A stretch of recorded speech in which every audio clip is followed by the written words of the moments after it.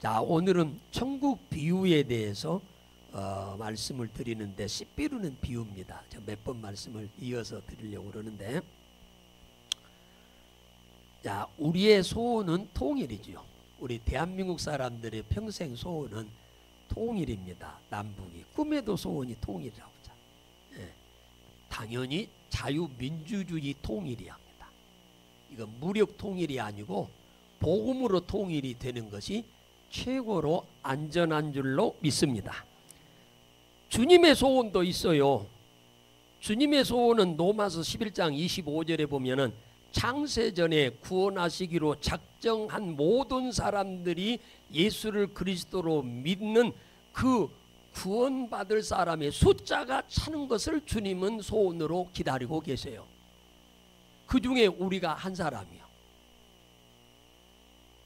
병원에 가시면 혈액검사로 나의 건강을 점검하지 않습니까? 여러분들 보건소에 가면은 돈 안 내고도 하셔요. 그러니까 건강검진, 혈액검사 간단하게 하는 거 하면 어지간한 건 다 나와요. 그러니까 이 건강검진 체크를 좀 잘 하십시오. 오늘 본문 성경은 우리들의 신앙을 점검하는 내용입니다. 내 신앙을 여러분들 잘 모르거든요. 여러분의 얼굴을요 거울 안 보면 잘 모르듯이 여러분이 혼자 신앙생활하는 걸 여러분은 잘 몰라요. 내 신앙이 어느 정도 수준인지. 오늘 이 본문 성경은 우리들의 신앙의 수준이 어느 정도인지 아주 정확하게 말씀해 주고 있어서 우리 자신을 점검하는데 너무너무 귀중한 시간이라고 볼 수가 있겠습니다. 오늘 1절 보면 예수님께서 어느 집에서 나와서 바닷가에 와가지고 배에 타고 앉아 계시니까 많은 사람들이 큰 무리가 모였더라 그러잖아. 큰 무리가.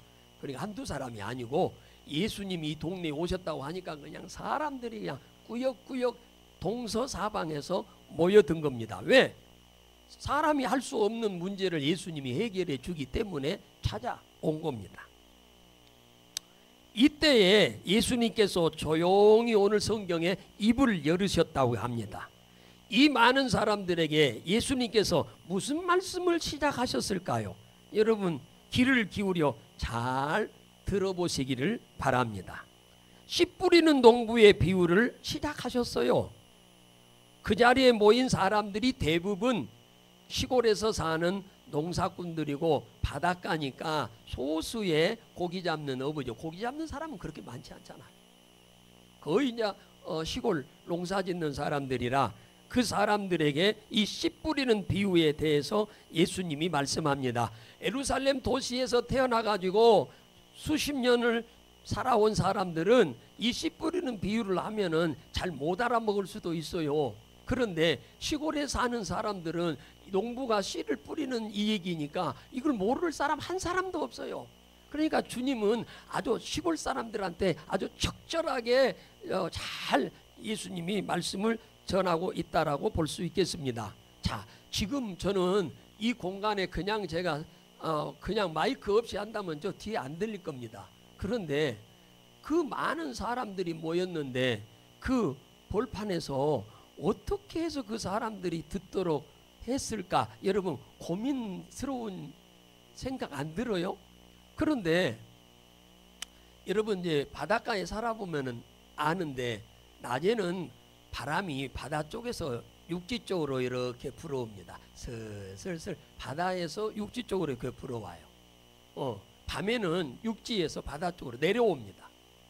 그러니까 예수님이 성경에 보면은 항상 바다 베드로 배 타고도 말씀을 전했고 어디를 보고 그 육지 쪽으로 서 있는 사람들 오늘 여기도 배에 타서 육지 쪽에 모여 있는 그 많은 사람들한테 말씀을 전했습니다. 왜냐? 바다 쪽에서 바람이 살살 부니까 예수님이 말씀하시면 그렇게 큰 핏대를 올리면서 안 해도 귀를 잘 기울이고 뽀짝 앉아 있으면은 잘 들을 수 있는 그런 상황입니다. 그러니까 예수님은 지혜로우신 분이니까 그걸 아주 잘 이용하신 것 같아요.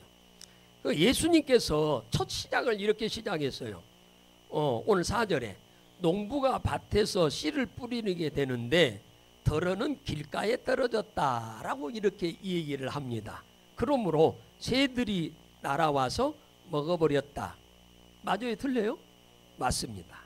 도시에 계시는 분들은 여기서 태어난 사람들 잘 몰라. 두 번째는 농부가 밭에서 씨를 뿌리는데 그 씨앗이 흙이 얕은 돌밭에 떨어졌다 그랬어요. 무슨 말이냐? 돌이 있는데 밑에가 흙이 돌 위에 이렇게 덮여 있으니까 농부가 모르고 그냥 씨를 뿌린 겁니다. 그러니까 싹이 나기는 하는데 이슬 먹고 낮에 햇볕이 쨍쨍하니까 돌멩이가 열 달아가지고 뜨끈뜨끈해지니까 그 위에 있는 흙이 얇으니까 말라버려요. 그러니까 뭣도 말라버려요?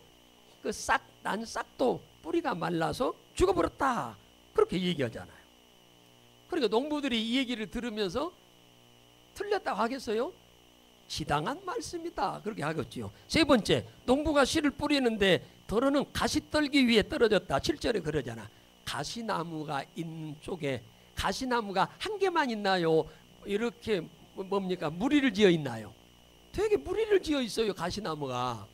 그런데 거기에 뿌리다 보니까 글이 떨어졌어. 그러면은 그게 싹이 살짝 나기는 나나 오늘 성경에 뭐라고 하느냐 하면은 그 연한 싹이 나왔는데 가시나무들이 바람이 부니까 흔들 동서사방으로 막 흔들어대니까 아주 연약한 싹이 나왔는데 가시들이 막 이 동서사방에서 그냥 찔러대니까 진액이 빠져서 뭐요? 말라 죽어버린 거죠.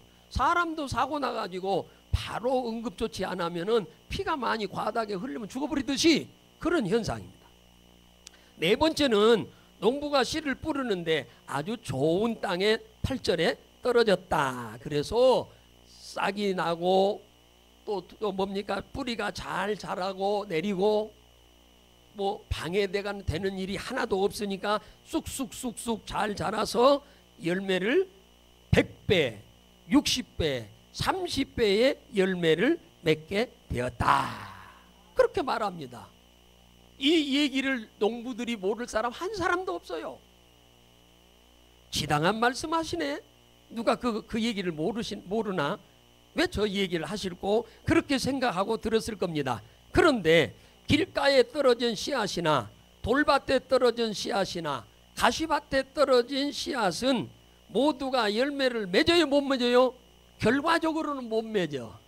결과적으로는 이 세 곳에 떨어진 이 씨앗은 열매를 못 맺고 한 곳에만 떨어진 씨앗만 열매를 맺는다는 것을 지금 얘기해주고 있는 것입니다. 그러니까 이 농부들이 그 얘기를 듣고 맞아 맞장구를 많이 쳤으리라고 생각하는데 예수님이 왜 이 말을 서두에 말씀하셨냐?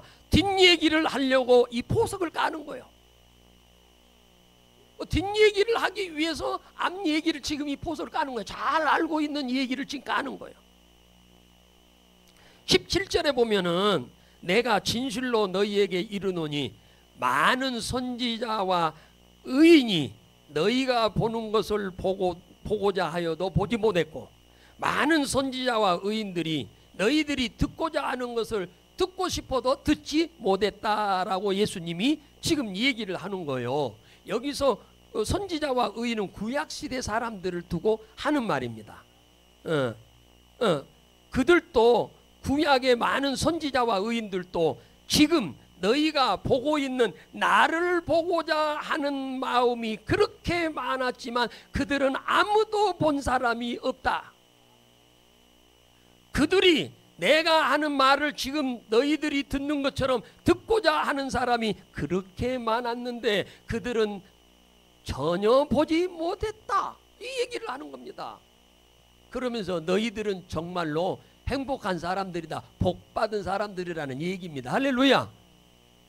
그러면 왜 내가 너희에게 씨 뿌리는 비유를 말하는지를 해석을 해줍니다. 이 얘기의 의도는 이것이 목적이 아니요. 그 내면의 이 얘기가 목적이요. 그래서 해석을 해줘. 18절에 그런즉 씨 뿌리는 비유를 들으라. 이제 해석을 해주는 거예요. 무슨 의미로 예수님이 이 얘기를 했는지, 예, 이 얘기를 지금 잘 들으라는 거예요. 귀를 기울여서 들어라. 놓치지 말고 잘 들어라. 이 얘기는 알아도 되고 몰라도 되는 게 아니라 반드시 너희들이 이 얘기는 알아야 한다. 모르면 너희들 절대로 안 된다. 첫째, 씨앗이 길가에 떨어졌다는 것은 19절에 말씀을 들으나 깨닫지 못하는 자다라고 하는 것을 설명해 주려고 그 얘기를 주님이 하신 거예요. 여러분이 교회 와서 말씀을 들으나 깨닫지 못한다. 왜 그러냐 하니까 악한 자가 와서 그 마음의 밭에 뿌리운 말씀을 뿌리운 것을 빼앗아가 버린다. 그렇게 얘기하는 겁니다. 여러분들이 하나님의 말씀을 들으면 하나님의 말씀이잖아요. 김진선 목사의 말이 아니잖아요. 여러분이 이 말씀이 은혜가 되어야 우리가 믿어지고 믿어져야 행동이 와서 그 복을 받는데, 이 말씀이 우리 안에 던져졌을 때 이 말씀이 깨달아야 돼야 하는데, 이 깨닫지 못하도록 마귀가 옆에 있다가 새가 와서 먹어버리듯이 말씀을 딱 가로채 가본다는 거예요. 여러분 옆에 서가지고 말씀을 가로채 가본다는 거예요. 여러분들이 이 말씀을 듣고 깨닫지 못하도록. 그러니까 여러분이 깨닫지 못하는 것이 왜 깨닫지 못하냐? 김진선 목사가 설교를 잘 못해서 여러분이 못 깨달아지는 것도 있을 수도 있지만, 오늘 성경은 뭐라고 하느냐? 네 옆에서 마귀가 이 말씀이 떨어질 때 가로채 가버리기 때문에 그 말씀을 너희가 깨닫지 못한다는 거예요. 할렐루야. 이걸 여러분들이 잘 이 영적 세계를 바로 알아야 한다 그 말이에요.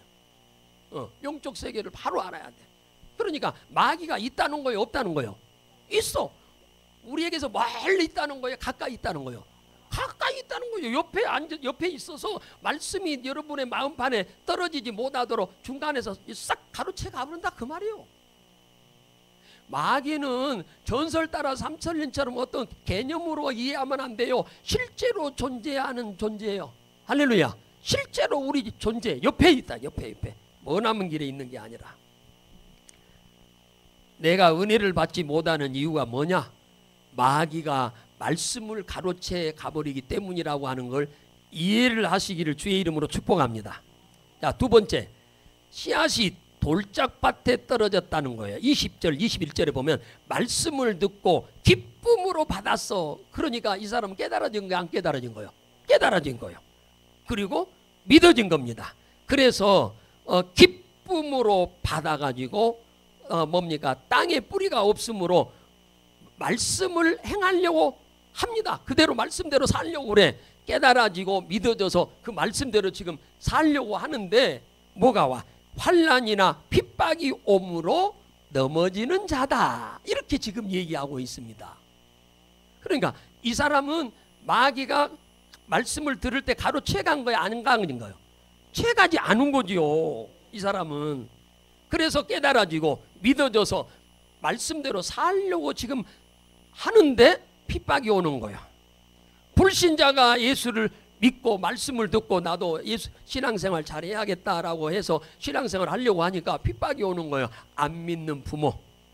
예수 믿으면 제사도 안 지내는데 그게 사람이냐? 그러면서 핍박하기 시작하는 거야. 이제 그것부터 시작해서. 여러분이 직장에 가가지고 주일날 직장에 안 나가고 교회 예배드리러 가려고 하면 그때 또 이제 핍박이 오는 거예요. 그런다고 해서 뭐 때리고 그런 건 아닙니다만은 비난하고 비꼬는 거죠. 예수를 믿으면 구원받는다고 하니까 너무 좋아서 그래 나도 예수 믿고 구원받아 천국 가야지. 그런데 그 말씀을 믿고 믿음으로 이제 살려고 하니까 핍박이 오는 거예요. 그러니까 넘어져 버리는 거예요. 예수 믿으면 복을 받는다고 하니까 많은 사람들이 예수 믿고 복을 많이 받았다고 하니까 나도 예수 잘 믿고 복을 받아야겠다라는 생각을 갖고 신앙생활 열심히 하려고 하는데 하는 도중에 환난이 와. 예수 믿고 교회 다니면 뭐 어려운 문제 하나도 안 온다더만 또 좋은 일만 생긴다더만 왜 이렇게 어려운 일이 오지? 이거 내가 절에 다니다가 교회 와서 부처님이 노하셨나? 이렇게 생각하는 사람들이 엄청 많아요. 그래가지고 신앙생활 하다가 넘어져 버린 사람이 한둘이 아닙니다. 이 과정은 누구든지 겪게 됩니다. 저도 예수 믿고 얼마나 핍박을 많이 받았는지 몰라요. 그 밖에서 받은 게 아니요, 집 안에서 부모한테 받는 거지. 예. 그러니까 예수를 먼저 믿은 우리들이 이제 처음 예수 믿는 사람들이 이런 것 때문에 갈등을 가질 때 옆에서 많이 도와주셔야 돼요. 할렐루야. 엄청 도와주셔야 돼요. 세 번째, 씨앗이 가시밭에 떨어졌다는 말은 22절에 말씀을 들으나 세상 염려와 재리의 유혹에 넘어지는 자라 그랬어요. 무슨 말이냐? 예수 믿고 말씀을 듣고 보니 예수 믿으면 천당 간다지. 예수 믿고 신앙생활 잘하면 복을 받는다지. 복도 자기만 받는 게 아니라 자식들까지 다 받는다지. 그러니까 내가 예수 안 믿을 수가 없지. 예수 믿어야겠다라고 이제 신앙생활 하다 보니까 뭐가? 돈, 물질적인 어려운 문제가 올 수가 있지요. 그래서 이 물질은 필요한데 돈은 벌어야 하는, 있어서 필요하니까 일은 해야 하는데 주일날이 돼서 일을 가면 안 되겠고 또 안 가자니 돈 때문에 고민스럽고, 그래서 돈 때문에, 재리란 말은 뭐냐? 돈이요, 돈. 돈의 유혹에 넘어져서 신앙생활을 포기해버린 사람이 한둘이 아니다. 시작부터 아예 그것 때문에 포기한 사람이 있고, 예수를 믿으려고 하는 거. 두 번째, 예수를 믿다가도 중간에 돈 문제 때문에 신앙생활을 포기하고 떠나버린 사람들이 한두 사람이 아닙니다. 저는 목사로서 이런 사람들 보면은 너무 마음이 아파서 기도할 수밖에 없는 상황이어서 끊임없이 기도하고 있습니다. 이들이 회개하고 돌아오도록. 사도 바울의 충성된 일꾼들이 여러 사람 많았어요. 그랬는데 이들이 중간에 바울을 위해서 목숨이라도 내놓겠다고 한 사람들이 재리의 유혹에 넘어져 가지고 바울을 떠나고 하나님을 떠난 사람이 성경에 많습니다. 디모데후서 4장 10절에 보면은 대만은 세상을 사랑하여 나를 버리고 데살로니가로 갔다. 세상을 사랑해서, 돈을 사랑해서. 그레스게는 세상을 사랑하여 나를 버리고 갈라디아로 갔다. 디도도 역시 세상을 사랑하여 나를 버리고 달마디아로 갔다. 여러분, 돈이 필요한 것은 맞아요. 그러나 돈이 우리 인생 문제를 다 해결하는 건 아니요. 속으니까 그렇지. 디모데전서 6장 17절에 보면은 우리가 하나님을 사랑하면 돈이 우리를 뒤에 따라오게 하시어. 하나님이, 할렐루야, 돈이 따라오게 합니다. 그런데 돈을 따라가면 믿음도 잃어버리고 영혼도 잃어버리고 다 생명도 잃어버리고 다 잃어버립니다. 돈이 필요한 건 사실이지만 여러분들이 주를 사랑하고 주님의 말씀을 쫓아가면 돈이 여러분 뒤에 따라와요. 성경에 보세요. 하나님이 축복하는 축복은 영혼만 구원받아 천국 간다고 하는 말씀을 하는 적이 없어요. 전부 겸하여 뭐가 물질적인 축복과 동시에 다 우리 말씀하고 계세요. 누가복음 15장에 보면은 여러분들 기억이 나실 텐데 탕자의 비유가 나옵니다. 부자인 아버지에게 두 아들이 있는데 어느 날 작은 아들이 아버지 돈 좀 주세요. 그러면 내가 해외 나가서 돈 좀 많이 벌어서 오겠습니다. 이렇게 말을 합니다. 그러니까 아버지가 보니까 가소로운 거예요. 부잣집의 도련님으로 태어나가지고 일도 안 하고 마당 한번 쓸어본 적이 없는 놈이 어디 가서 돈을 벌어오기는. 그러니까 아버지 입장에서는 가소로운 거예요.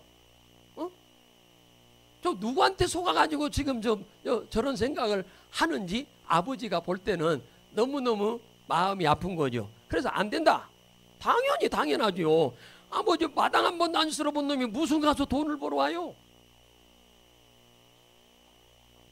그래서 하도 돈을 안 준다고 그러니까 밥도 안 먹고 죽어버리겠다고 막 때를 쓰니까 아버지가 이거 좀 돈 좀 손해 본심 치고 사람 만들어야겠다. 참 교육을 좀 시켜야겠다 해서 돈을 주었어요. 그 돈 가지고 해외로 떠났습니다. 아이고, 일 안 해본 친구가 남의 나라 가가지고 어떻게 장사를 합니까? 아는 사람도 없는데. 그래서 일도 시작해 보기 전에 여관에 앉아서 그 돈 다 까먹고 빈털털이 돼버렸어요. 그랬는데 마침 그 빈손으로 됐는데 집에 어떻게 돌아와? 이제 못 돌아오지. 형님이 새파랗게 살았는데, 아버지 같으면 용서해 주겠지만 형님이 살아서 용서 안 해줄 거예요. 그래서 고민하다가 있는데 마침 그 나라에 이제 없으니까 여관에 쫓겨나가지고 얻어먹으러 다니는데 흉년이 와버려가지고 이제는 거지한테 주지도 않아. 그래서 죽기는 못하니까 돼지 농장에 취직을 합니다. 돈 받고 취직이 아니라 돼지가 먹는 쥐염냄새를 먹으면서 돼지 우리간 옆에 있는 잠자리에서 잠만 자도록 해주고 일해주는 거예요. 최악이죠, 최악. 집에서는 해본 적도 없는 일이 최악이에요. 이제는 먹지 못하지, 병은 들지, 견딜 수가 없는 상황이 되지요. 그때서 아버지를 떠났던 것을, 그렇게 가지 말라고 아버지가 당부했건을 떠나왔던 것을 이제 후회합니다. 소용없죠. 이 누가복음 15장 얘기는 하나님을 떠나서 돈을 쫓아가는 사람의 결말이 어떻게 될 것인가에 대해서 얘기를 해주고 있는 얘기예요. 신명기 28장 보세요. 하나님의 말씀대로 살면 하나님은 들어가도 복을 받고 나가도 복을 받고, 시골에서 살아도 도시에 살아도 구워주면서 꾸이지 않고 머리 대고 꼬리 대지 않고, 하나님은 어마어마한 복을 주긴다고 약속하고 있어요. 여러분은 돈을 쫓아가지 마세요. 할렐루야. 하나님을 사랑하고 하나님의 말씀을 쫓아가시면 여러분의 삶에 돈이 쫓아올 줄로 믿으시기 바랍니다. 자, 네 번째, 좋은 밭에 떨어졌다는 것은 23절에 말씀을 듣고 깨달아 아멘하여 순종함으로 100배, 60배, 30배 결실을 봤다 그러잖아요. 이런 사람은 하나님의 말씀에 순종을 잘하는 사람이니까 성령이 충만한 사람입니다. 성령이 충만한 사람이에요. 그러니까 말씀을 듣고 잘 깨닫고 아멘 하고 그 말씀대로 순종하는 사람이지요. 그러니까 놀라운 복을 받게 되는 거지요. 에스겔서 36장 27절에 보면 뭐라고 했느냐. 하나님이 내 성령을 너희 속에 두어 내 율례를 행하게 하리니 너희가 내 규례를 지켜 행할지라. 성령이 임하면 하나님의 말씀대로 우리가 적극적으로 살게 된다 그 말이야. 할렐루야. 우리 힘으로는 예수 못 믿어요. 하나님의 영, 그리스도의 영, 진리의 영이 우리 안에 들어와야 그 영의 도움으로 우리가 신앙생활을 하는 줄로 믿으시기 바랍니다. 그랬더니 36장 에스겔 35절에 뭐라고 하냐. 사람이 이르기를 이 땅이 황무하더니 이제는 에덴 동산과 같이 되었도다. 하나님 말씀을 거역하고 살 때는 비참하게 황무지가 돼. 황무 모두 온 땅이 황무였어. 아무것도 안 되는 거예요. 그런데 하나님의 말씀을 듣고 깨달아 믿고 순종하는 삶을 살았더니 에덴 동산과 같이 하나님이 모든 하는 일이 잘되게 복을 주었다고 하는 사실을 믿으시기 바랍니다. 그러니까 이렇게 말씀을 듣고 잘 말씀대로 살 수 있는 것은 내 힘과 능으로는 안 됩니다. 성령의 도움으로만 가능한 줄로 믿으시기를 주의 이름으로 축복합니다. 신명기 7장 12절에 보면은 너희가 이 모든 법도를 듣고 지켜 행하면 내 하나님 여호와께서 내 열조에게 맹세하신 언약을 지키리라. 네가 말씀을 듣고 아멘하고 순종하면은 아브라함에게 약속한 축복을 너희들한테 다 주겠다 그 얘긴데요. 네 가지로 약속했어요. 첫째, 자손들에게 주는 복입니다. 신명기 7장 13절에 곧 너희를 사랑하시고 복을 주사 너로 번성하게 하시되 내게 주리라고 내 열조에게 맹세하신 땅에서 내 소생에게 은혜를 베푸심이. 할렐루야. 자손들에게 하나님 복을 준다 그 말이야. 제일 먼저 자손들에게 복 준다. 두 번째, 이 마음의 밭이 옥토같이 좋아서 말씀을 듣고 아멘하고 순종하고 살면 하나님이, 두 번째는 경제적인 복을 준다는, 신명기 7장 13절에 내 토지의 소산과 곡식의 포도주와 기름을 풍성하게 하고 내 소와 양을 번성하게 할 거다. 할렐루야. 이게 돈이잖아요. 돈 벌기 위해서 이거 하잖아요. 하나님이 우리 손으로 하는 모든 일이 잘 되게 한다. 할렐루야. 신명기 7장 14절에 네가 복을 받음이 만민보다 우승하여 너희 중에 남녀와 너희 짐승의 암수에 생육하지 못하는 일이 없을 것이다. 짐승들이 새끼를 많이 낳을 거다. 그래야 돈 벌죠. 사랑하는 여러분, 이게 우리 인간의 힘으로 되나요? 안 돼요. 만민보다 낫게 복을 준답니다.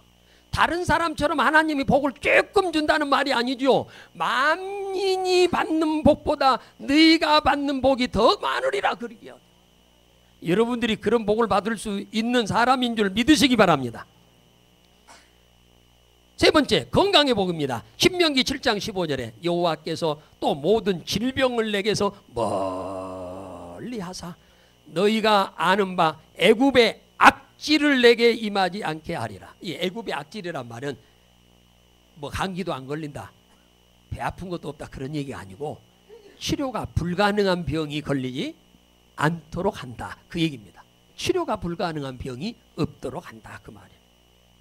여러분들이 그런 일이 없이 이렇게 살고 있는 것이 하나님의 복인 줄 믿으시기 바랍니다. 할렐루야. 네 번째, 구원의 복입니다. 신명기 7장 16절에 내 하나님 여호와께서 내게 붙이신 모든 민족을 내 눈이 긍휼히 보지 말고 진멸하라. 그 신을 섬기지 말고 그들이 내게 올무가 되리라. 우상 섬기지 말고 나만 섬겨라. 그리하면 너희들이 구원을 얻으리라. 할렐루야. 구원 얻으리라.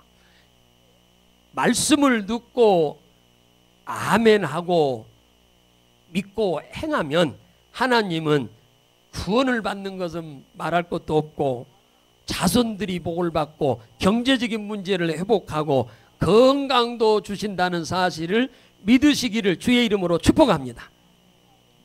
이 정도면 다 아니에요. 하나님이 우리에게 주고자 하는 복에 답니다. 마지막 얘기 하나만 하고 마치려고 합니다. 1839년에 태어나가지고 1937년까지 살았던 록펠러가 있습니다. 록펠러. 그는 참 세계적인 부자라고 하는 얘기를 가끔 한 번씩 드리죠. 오늘은 좀 다른 얘기를 하려고 그래요. 이가 54세에 세계 최고 부자가 됐는데 76살이 됐을 때 어느 기자가 당신이 세계 최고 부자가 됐는데 그 부자가 된 성공의 비결이 뭐요? 이렇게 물었어요. 그러니까 록펠러가 이런 대답을 합니다. 간단하게. 내가 이렇게 부자가 된 것은 내 어머니로부터 3가지 신앙의 유산을 받은 것이 성공의 비결이었다. 그랬어요. 내 어머니로부터 내가 3가지 신앙의 유산을 받았는데 이 3가지대로 내가 살았더니 내가 이렇게 복을 받았다라고 얘기를 하고 있는 겁니다. 첫째가 뭡니까? 11조 생활입니다. 그랬어요. 저는 어려서부터 어머니가 철저히 용돈을 주면서 11조를 떼서 드리도록 아주 가르쳤다는, 철저히 안 하면 매를 맞도록. 그 다음에는 용돈 안 줘버려. 그래서 철저히 11조는 내 것이 아니라고 하는 개념을 어머니로부터 배웠다. 록펠러가 세계적인 부자가 돼가지고요, 11조를 정확하게 구별하기 위해서 11조만 구별하는 부서를 따로 만들었다는 거 아니에요. 부서를 하나 만들어서 벌고 있는 돈의 11조를 정확하게 떼도록. 두 번째, 교회에 가서 앞자리에 앉아서 예배를 드리라고 했다.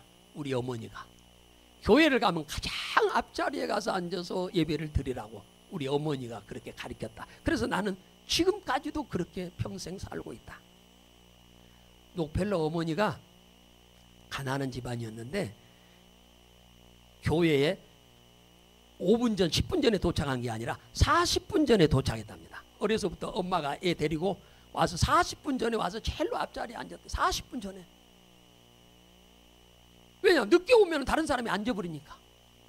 그래서 40분 전에부터 와가지고 제일 앞자리를 차지했대요. 그리고 예배를 정성스럽게 드렸다. 세 번째, 교회를 다닐 때 교회 일에 순종하고 목사님의 마음을 아프게 하지 말라고 가르침을 받았다. 이 세 가지. 다른 얘기는 잘잘한 얘기는 핵심적인 큰 얘기를 세 가지로.